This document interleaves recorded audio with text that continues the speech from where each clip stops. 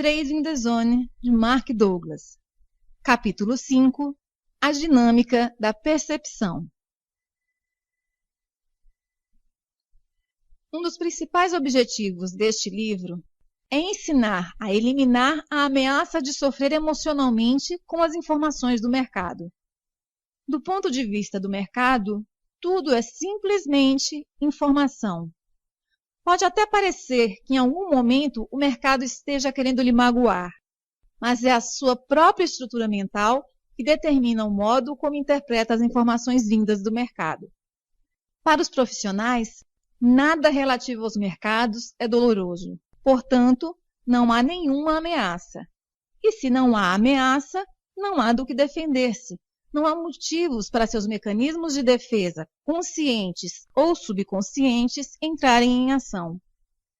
Se o que você quer é conseguir fazer trading como os profissionais, então tem que ver o mercado do modo objetivo, sem distorções.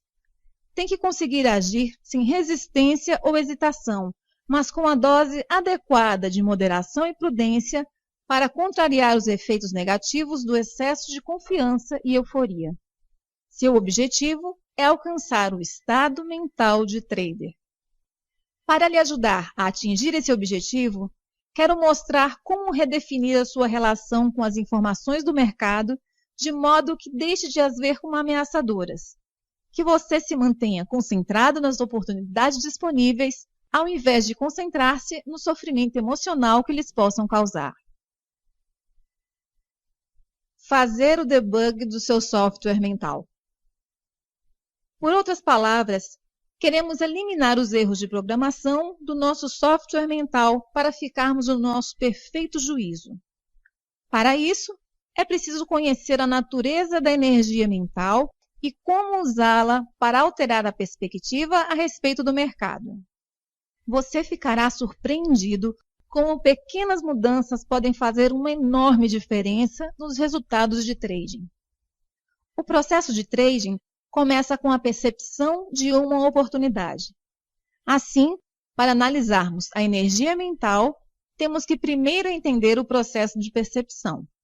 O que determina o modo como percebemos a informação ou o que sentimos em relação a ela? Como se relaciona a percepção com aquilo que experimentamos num determinado momento? Para entender a dinâmica da percepção e responder a estas questões, é preciso pensar em tudo, e quero mesmo dizer tudo, o que existe neste planeta e à sua volta como um conjunto de forças. Forças que geram informação sobre as propriedades, características e traços que as tornam únicas. Antes de continuarmos, observem que uso o verbo gerar de uma forma bem abrangente. Para ilustrar o que eu digo, olhemos para algo tão simples como uma rocha. Posso afirmar que uma rocha expressa informações sobre sua natureza e suas propriedades irão funcionar como forças sobre os nossos sentidos. Uma rocha tem uma textura, que funciona como uma força sobre o nosso sentido do tato. Ela tem uma forma e cor que atuam como uma força sobre a nossa visão. Pode até ter um odor, que atuará sobre nosso olfato, ou ter sabor, embora eu não tenha lambido nenhuma rocha recentemente para o saber.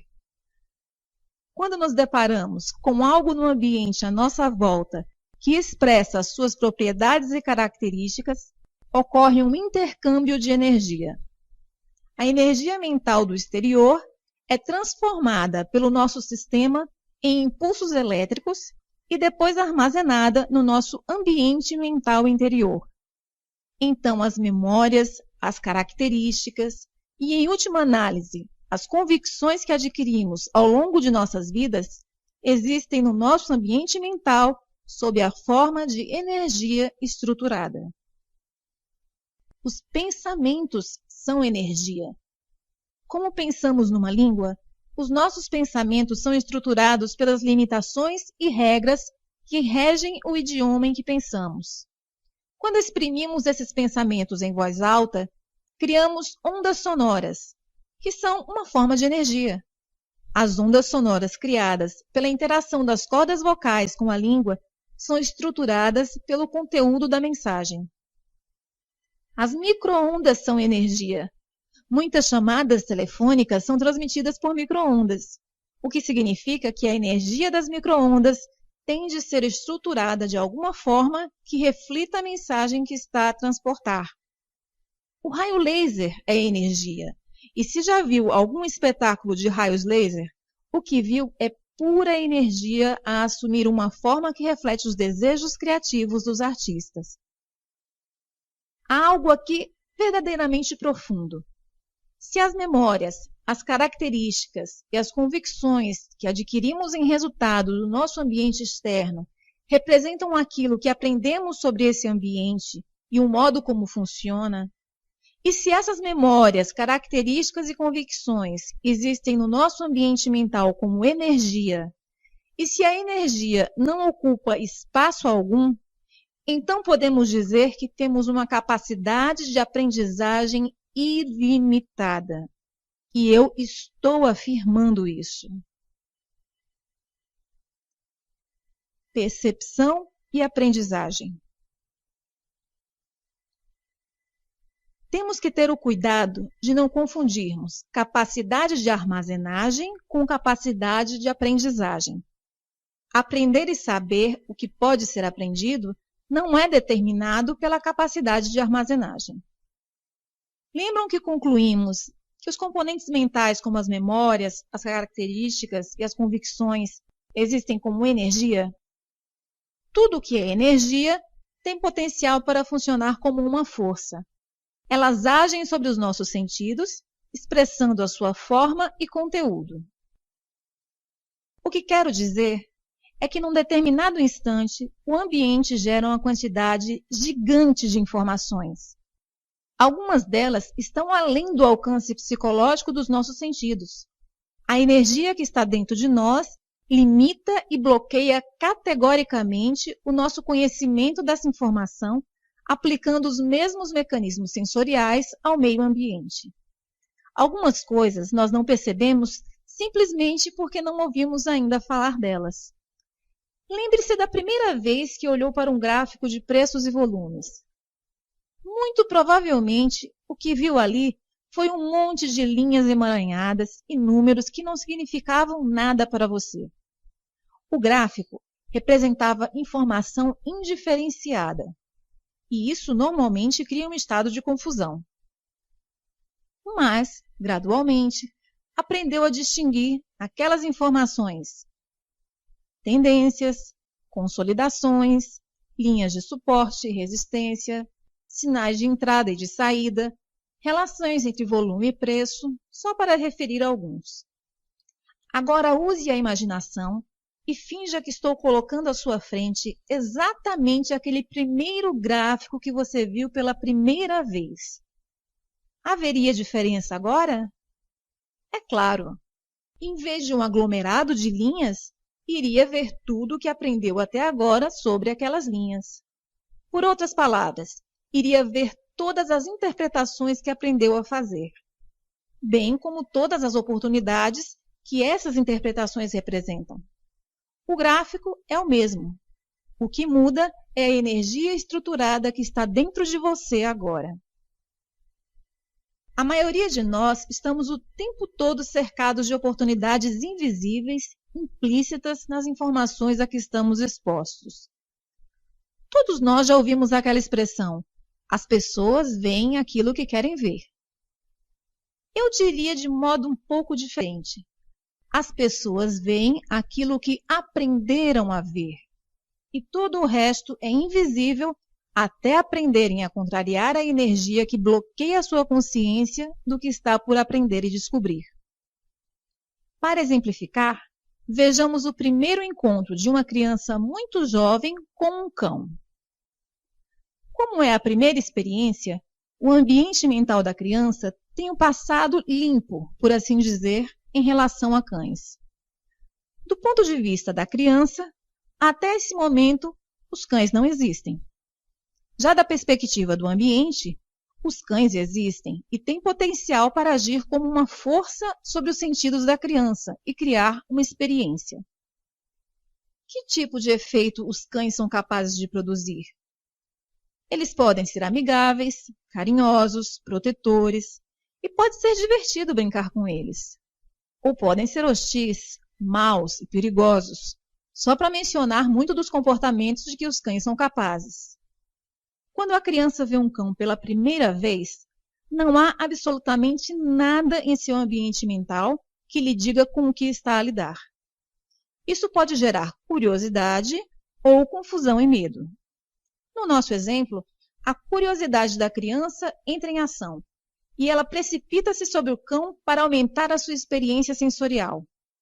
Mas o cão a ataca ferozmente, a ponto de ser separado à força da criança. Esse tipo de experiência infeliz não é certamente comum, mas também não é assim tão raro. Escolhi-a por duas razões. Primeiro, a maioria das pessoas pode identificar-se com essa experiência de algum modo, seja pela sua própria experiência direta ou através da experiência de algum conhecido. E segundo, quando analisamos a dinâmica elementar dessa experiência do ponto de vista da energia, vamos aprender 1. Como as nossas mentes estão concebidas para pensar. 2. Como processam a informação. 3. Como estes processos afetam o que experimentamos. E 4. Qual a nossa capacidade para reconhecer novas possibilidades. Sei que podem parecer muitos conceitos para um único exemplo, mas os princípios envolvidos aplicam-se à dinâmica subjacente a toda a aprendizagem. Como resultado de ficar traumatizada a nível físico e emocional, a criança do nosso exemplo tem agora uma memória e uma característica definida sobre o modo como os cães podem se exprimir.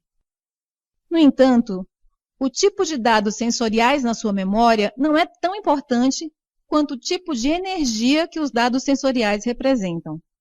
Nós temos basicamente dois tipos de energia mental.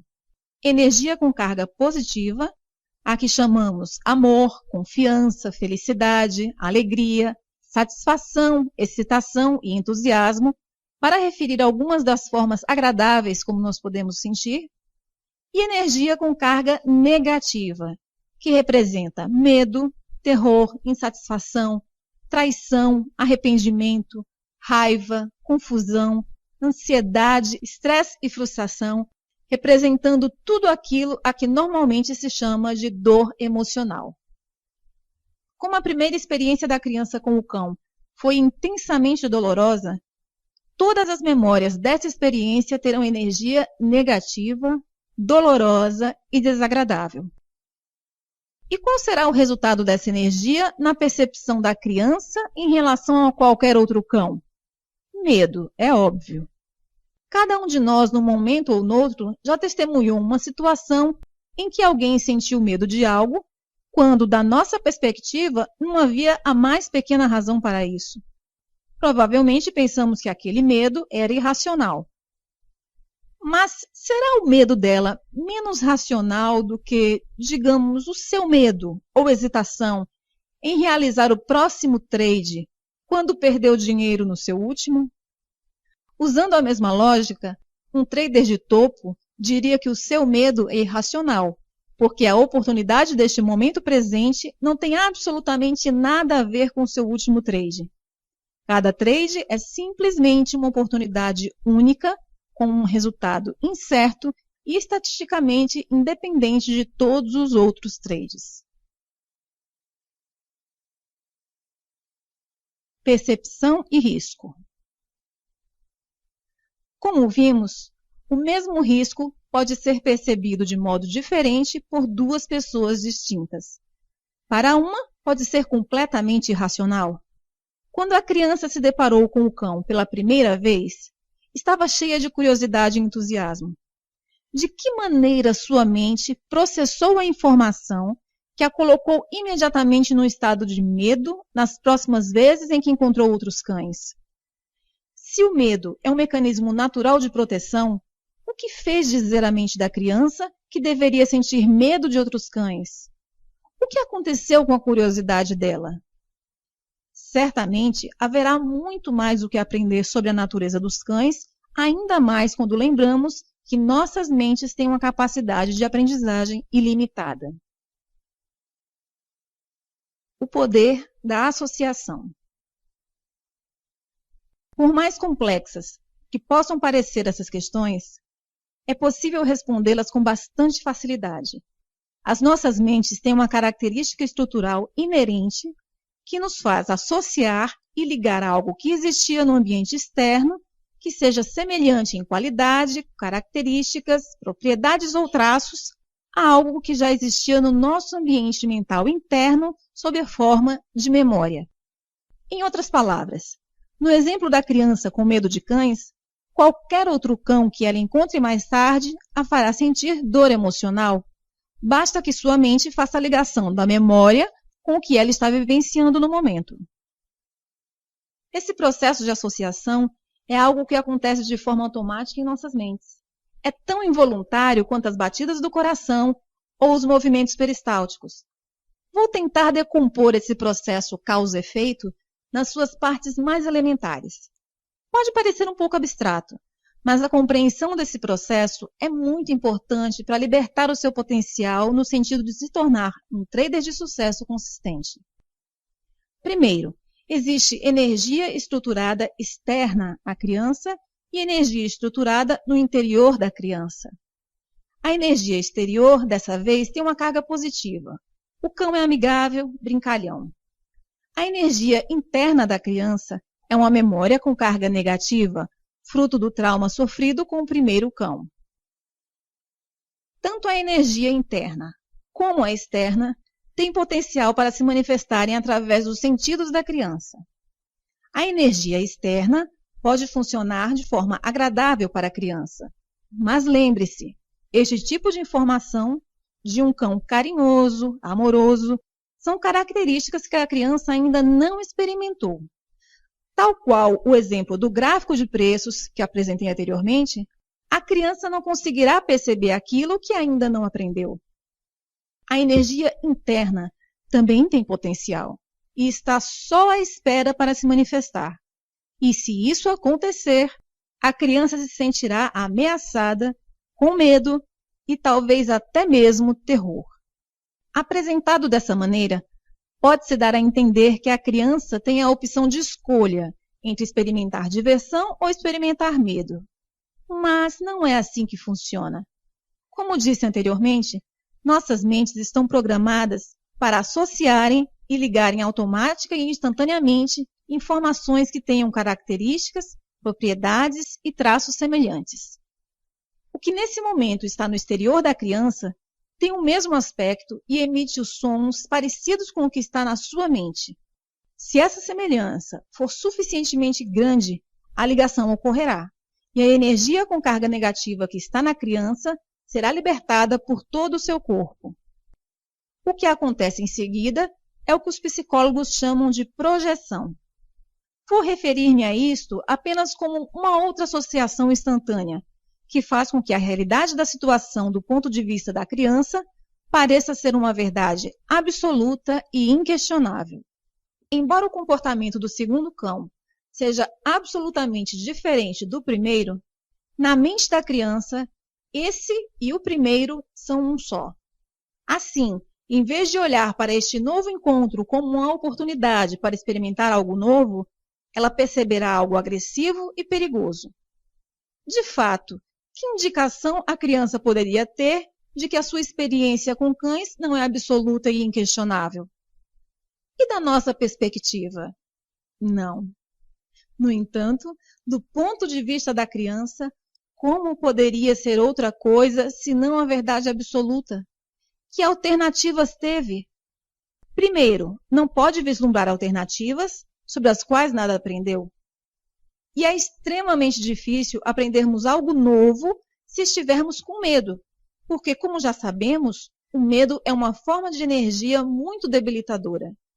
Faz-nos retroceder, ficar à defesa, fugir e estreitar a nossa atenção, Tudo isso dificulta muito, se é que não impossibilita, abrir a nossa mente para aprender. Segundo, para a criança, o cão é a origem da sua dor emocional. E, de certa forma, isto é verdade. Então, não faz a menor diferença o modo como o cão se comporte ou que alguém possa dizer para tentar convencê-la que aquele cão é bonzinho, porque a criança irá sempre interpretar a informação que o cão gera de si próprio de um ponto de vista negativo. Ela não tem a mais leve noção de que sua experiência de dor emocional, medo, terror, é totalmente autogerada. Se esse processo é possível para uma criança, será também possível os traders autogerarem as suas experiências de medo e dor emocional quando interagem com sinais do mercado e estarem perfeitamente convencidos de que são completamente justificados pelas circunstâncias? A dinâmica psicológica básica funciona exatamente da mesma maneira. O objetivo do trader é basicamente detectar as oportunidades disponíveis, não as ameaças. Para isso, ele tem que compreender muito claramente qual a origem da ameaça. Não o mercado. O mercado gera sinais neutros, ao mesmo tempo que oferece inúmeras oportunidades para agir. Se o que percebe num determinado momento lhe faz sentir medo, coloque esta questão a si mesmo. Será a informação estruturalmente ameaçadora ou estarei a experimentar o efeito do meu próprio estado de espírito refletido de novo em mim, como no exemplo dado?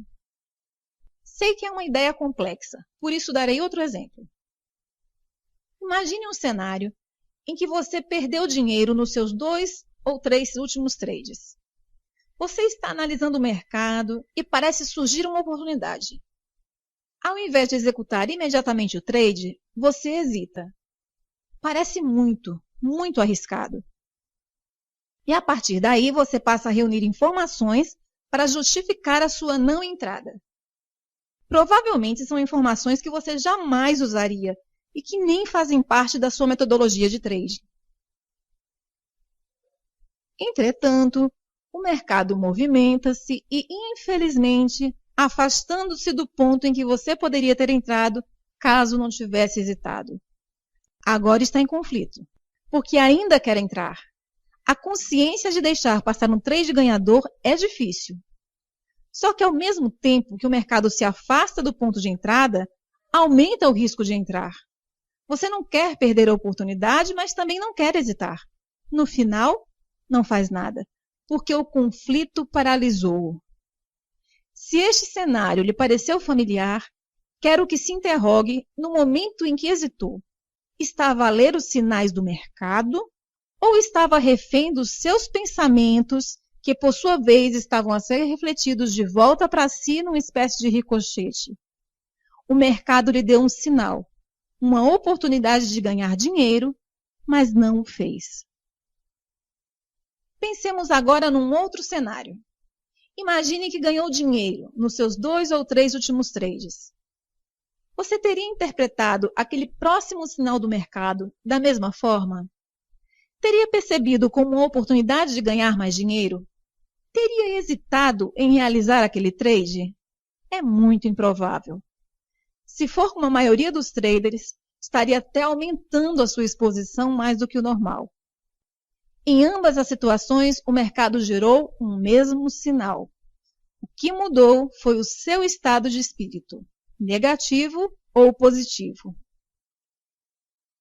Se conseguir aceitar o fato de que o mercado não gera sinais com carga positiva ou negativa, então a única forma de a informação assumir uma carga positiva ou negativa é dentro de sua mente e depende da forma como a informação é processada. As nossas mentes associam constantemente a informação que nos chega do exterior com aquilo que já sabemos, fazendo com que pareça que as circunstâncias externas e a nossa memória, características ou convicções a que estas circunstâncias estão associadas sejam exatamente as mesmas. É isso que fez o primeiro trader, após uma sequência de perdas, sentir-se ameaçado pelo sinal dado pelo mercado, fazendo com que lhe parecesse excessivamente arriscado. Da mesma maneira, o segundo trader, vindo de uma sequência de ganhos, criou um estado de espírito positivo, fazendo-lhe perceber o sinal dado pelo mercado como uma oportunidade de risco menor. E isto explica a tentação de se comprometer em excesso. No capítulo 1, referi que muitos dos padrões mentais que fazem com que os traders percam dinheiro e cometam erros são tão evidentes e estão tão profundamente enraizados que dificilmente perceberíamos que a razão por que não somos consistentemente bem-sucedidos é a forma como pensamos. Compreender, ganhar consciência, estar alerta e aprender como contornar a propensão natural da mente para fazer associações é um grande passo para conseguir essa consistência. Desenvolver e manter um estado mental que interprete o fluxo de oportunidade do mercado como ausente de risco, de excesso de confiança, irá exigir controle consciente do processo de associação mental.